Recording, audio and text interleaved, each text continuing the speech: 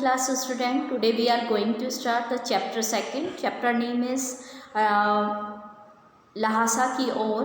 राहुल सांकृत्यानंद जो है इसके लेखक है. हिंदी की जो आपकी पाठ्य पुस्तक है उसमें यह जो चैप्टर दे रखा है लहासा की ओर. इस पार्ट 1 वीडियो में देखिए, सबसे पहले हम लेखक परिचय के बारे में जानते हैं.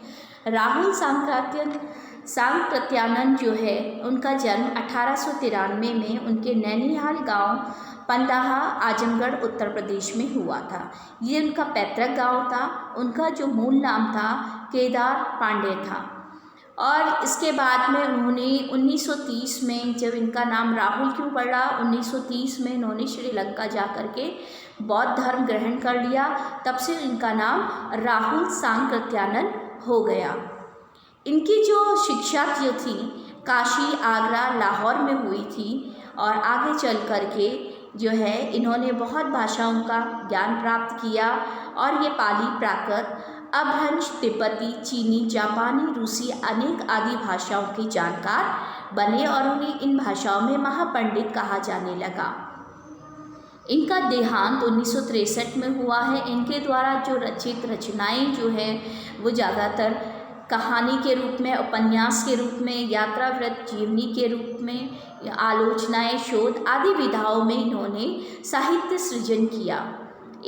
कुछ इनके साहित्य की रचनाओं के नाम हैं मेरी जीवन यात्रा, दर्शन दिग्दर्शन, 22वीं सदी, वोल्गा से गंगा, भागो नहीं, दुनिया को बदलो, दिमागी गुलामी, घुमक्कड़ शास्त्र इनकी प्रमुख कृतियां हैं. इसके अलावा इन्होंने राजनीति, धर्म, इतिहास, विज्ञान आदि के विषयों पर भी बहुत सी लगभग 150 पुस्तकों का संग्रह इन्होंने किया है, इनकी रचना की है. ज़्यादातर इनका जो यात्रा वृत्तांत लेखन है इसका बहुत ही अन्यतम स्थान है यात्रा वृत्त लेखन में. और उन्होंने घुमक्कड़ी का शास्त्र रचा और उनसे लोगों में जो जीवन, जहाँ पर इन्होंने अपने यात्रा वृत्तांत के बारे में और अपनी घुमक्कड़ का उद्देश्य बताया है. मनोरंजन, ज्ञानवर्धन एवं अज्ञात स्थलों की जानकारी के साथ साथ भाषा एवं संस्कृति का भी आदान प्रदान होता है यात्रा वृत्तांत से. राहुल जी ने विभिन्न स्थानों के भौगोलिक वर्णन के अतिरिक्त यहाँ के जनजीवन की सुंदर झांकी प्रस्तुत की है. इसी प्रकार लहासा की ओर ये जो पाठ है आपका पाठ 2 हिंदी में, यह भी एक यात्रा का वृत्तांत है जो कि तिब्बत में है. तिब्बत यात्रा की राहुल जी द्वारा तिब्बत यात्रा की गई और इनका कहा कि राहुल जी की प्रथम तिब्बत यात्रा से लिया गया जब उन्होंने प्रथम बार यात्रा की थी. सन 1929 से 30 में नेपाल के रास्ते की थी. उस समय भारतीयों को तिब्बत यात्रा की अनुमति नहीं थी, इसलिए उन्होंने यात्रा एक भिखमंगे के छद्म वेश में की. इसमें तिब्बत की राजधानी लहासा की ओर जाने वाले दुर्गम रास्तों का वर्णन किया गया है. उन्होंने बहुत ही रोचक शैली में इस यात्रा के वृत्तांत को बताया है और तिब्बती समाज की भी जानकारी इस पाठ के अंदर हम प्राप्त करेंगे. उनके द्वारा जैसे कि कहा गया है कि नेपाल से तिब्बत जाने का जो मुख्य रास्ता फरीकलिंगपो का रास्ता जब नहीं खुला था तो नेपाली नई हिंदुस्तान की भी चीज़ें जो है तिब्बत रास्ते से जाया करती थी. और व्यापारिक ही नहीं, सैनिक रास्ता भी वही था जिस रास्ते से वे गए. वहाँ पर फौजी चौकियाँ बनी हुई थी, किले बने हुए थे. उन्होंने देखा कि चीनी पलटन पहले यहाँ रहा करती थी, जहाँ किसानों ने अपना बसेरा बना लिया है. वहाँ घर कुछ आबाद दिखाई पड़ते हैं. ऐसा परित्यक्त एक चीनी किला भी उन्होंने देखा था. वे वहाँ पर चाय पीने जहाँ रुके थे वहाँ उन्होंने देखा कि वहाँ से तिब्बत में यात्रियों के लिए बहुत सी तकलीफ़ें भी है और कुछ आराम की बातें भी हैं. यहाँ जाति पाति का कोई सवाल नहीं होता है, छुआछूत किसी बात की नहीं है इस समाज में, और चोरी के डर से घर के भीतर आने नहीं देते, वे भी बहुत ही निम्न श्रेणी के भिखमंगों को. लेकिन कोई भी अपरिचित हो या सभ्य व्यक्ति हो तो वह सीधे उनके घर के अंदर घुस भी सकता था और सीधे वहाँ पर उनके अंदर घुस करके घर की बहू या सासू को अपनी झोली में चाय दे सकते थे और वह जितनी उसमें उसके अनुसार, जैसे चाय की पत्ती, चीनी दे दी, चाय बनाने की सामग्री दे दी, तो वह अपने अनुसार पूरा का पूरा जो है मक्खन और सोडा, नमक आदि भी दे दीजिए, तो मक्खन और सोडे नमक की चाय बनाई जाती थी। दूध वाली चाय के रंग के बना के मिट्टी के टोटीदार बर्तन में रख करके घर की बहू या सास दे दिया करती थी। उनको किसी बात का, आप यहाँ पर जो लेखक कहते हैं कि जो भी वहाँ पर घूमने जाता था उनको ये बात का डर नहीं था कि अगर हमने चाय दी तो मक्खन दिया तो सारा का सारा डालेंगे कि नहीं। वे अपने लिए कुछ भी नहीं बचाती, जितना कुछ दिया होता है पर्यटक के द्वारा और उतना उनके पूरा डाल देती और बहुत ही अच्छी चाय पीने को मिलती। इसके बाद में लेखक ने कहा कि जब वे आगे चले तो यहाँ पर जो है और भी उन्हें चीज़ें देखने को मिली। इस प्रकार से चीनी जीवन बहुत ही सरल था और बिना किसी छुआछूत, जात पात के। और जो यहाँ पे पहुँचे हैं लेखक, डांडा थोंडला पार करना था उन्हें। डांडा थोंडला तिब्बत में सबसे बड़ी खतरे की जगह है। यहाँ डांगा थोंडला की बात कही गई है, बहुत ही ऊंचाई पर है। इसके जो मार्ग है बहुत ही सकरे है, बहुत ही दुर्गम रास्ता है। और इस थोंडला की जो विशेषता बताते हुए, डांडा थोंडला की विशेषता बताते हुए लेखक कह रहे हैं कि यह ऐसे निर्जन पहाड़ों और जंगलों के बीच में बसा हुआ है कि यहाँ अगर कोई डाकू, चोर डाकू आ जाए और किसी का खून कर दे तो किसी को कानो कान खबर भी ना हो।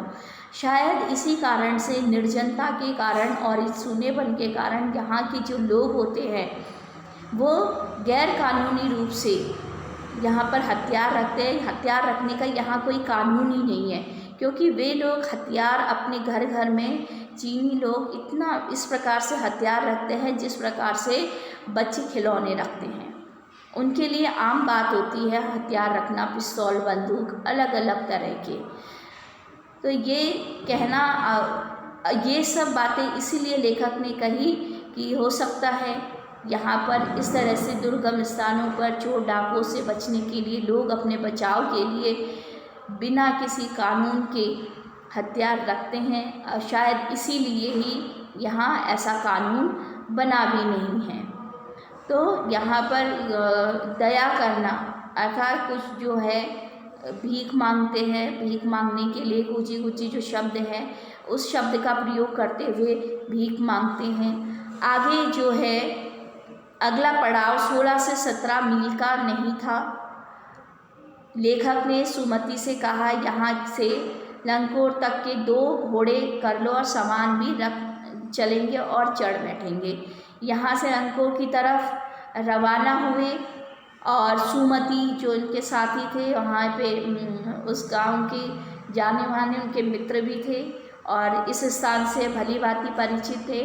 उनके साथ में गए और जाते जाते उन्होंने देखा कि आगे जो है उन्होंने पूरे नज़ारे, पूरे दृश्यों का, पहाड़ी दृश्यों का, मैदानी इलाकों का पूरा मुआयना लिया। पूरा मनमोहक दृश्य उन्होंने देखा और आगे चल के देखा कि वे घोड़े में जा रहे थे। इतनी बड़ी दूरी जो है वो घोड़े में तय कर रहे थे। तो लेखक को लगा कि उनका घोड़ा बहुत ही धीमे चलने लग गया, शायद वो थक गया।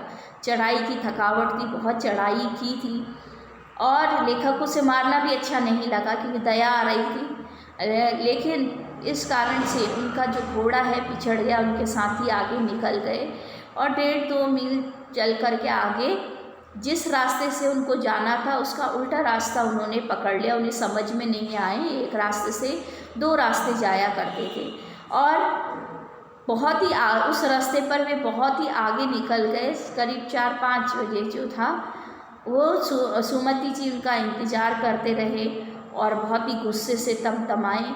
लेकिन कुछ दूर जाने पर पता चला कि वे गलत रास्ते पे, तो उनको मुड़ कर के वापस आना पड़ा और सीधे फिर दूसरे रास्ते से जाना पड़ा। बहुत ही समय हो चुका था। वहाँ पहुँच कर के उन्होंने जो है अच्छी जगह पर ठहरे थे लंगोर में जा कर के, और वहाँ पे चाय सत्तू वहाँ पे खाने को मिला, गर्मा गर्म थुक्का मिला। थुक्का वहाँ पर जो है उनका चीनी लोगों का जो बनाया जाने वाला आहार है, थुक्का कहलाया जाता है, जो विशेष तौर पे बनाया जाता है। अब टिंगरी के विशाल मैदान में थे वे लोग, जो है टिंगरी के विशाल मैदान में थे जहाँ पर विजय ठहरे हुए थे। और उसी पहाड़ी का जहाँ पर है टिंगरी का जो विशाल मैदान है, उससे दूर एक छोटी सी पहाड़ी मैदान के भीतर दिखाई पड़ती है, उसका नाम टिंगरी समाधि गिरी था। और इसके लिए जो है लेखक गए सुमति के साथ, अगले दिन घूमने के लिए गए और उन्होंने देखा कि टिंगरी जा कर के यहाँ शेखर विहार की ओर चलने के लिए कहा।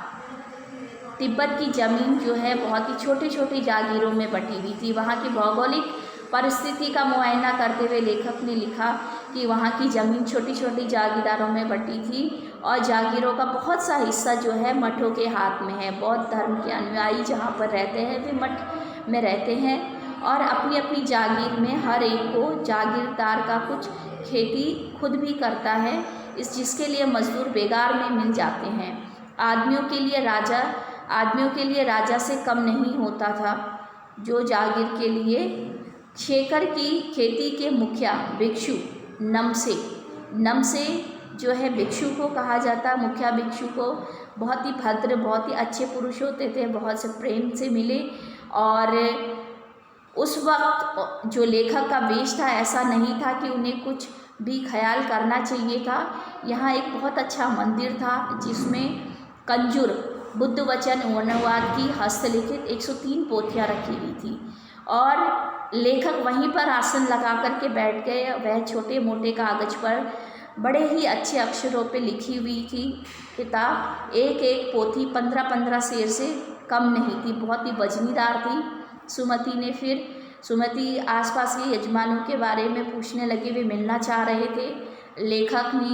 लेखक भी वहाँ साथ में जाना चाह रहे थे, लेकिन लेखक का पुस्तकों के भीतर इतना मन भटक गया था, मन लग गया था कि इसलिए उन्होंने जाने से, सुमति के साथ आगे जाने से मना कर दिया। सुमति से कहा आप चले जाइए और दोबारा यहीं से जो है उसी दिन दोपहर बाद चले आए। तो टिंगरी गांव वहाँ से बहुत दूर नहीं था और लेखक ने कहा कि उन्होंने अपना अपना सामान पीठ पर उठाया और भिक्षु नमसे से विदाई लेकर के चल पड़े। तो पुस्तक पढ़ने में वहाँ की जो पुस्तक थी, कौन सी पुस्तक थी? बुद्ध वचन अनुवाद, कंजूर जिसको कहा जाता है। वहाँ 103 पोथियाँ रखी हुई थी अलग अलग कागज़ में लिखे हुए, और वह कागज़ भी बहुत ही लंबे, बहुत ही वजनदार थे। तो इस प्रकार से यह पाठ हमारा ये समाप्त होता है। मिलेंगे हम नेक्स्ट वीडियो में प्रश्न उत्तरों की चर्चा के लिए। तब तक के लिए have a nice day all.